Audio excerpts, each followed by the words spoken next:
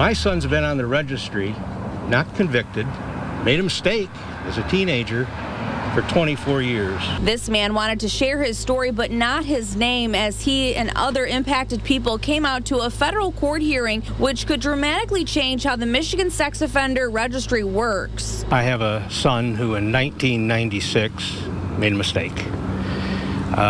He was at wrong place, wrong time, and accused of a sexual offense. Cameras were not allowed inside of the courtroom. Arguments between the ACLU and the state entailed whether or not changes should be made to the sex offender registry, which would affect around 44,000 people, some of which were involved in crimes that happened before the registry was created.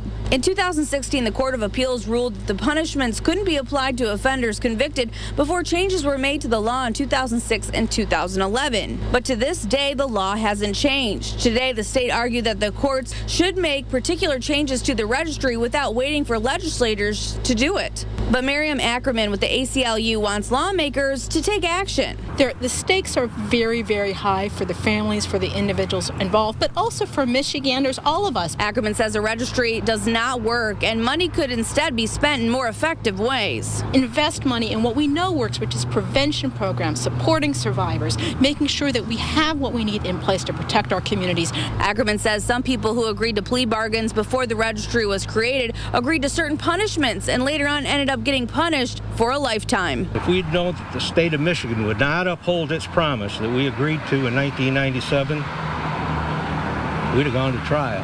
The judge says that he's taking all of the arguments under advisement and will have a ruling in the near future. In Port Huron, Rachel McCrary, WNEM TV5.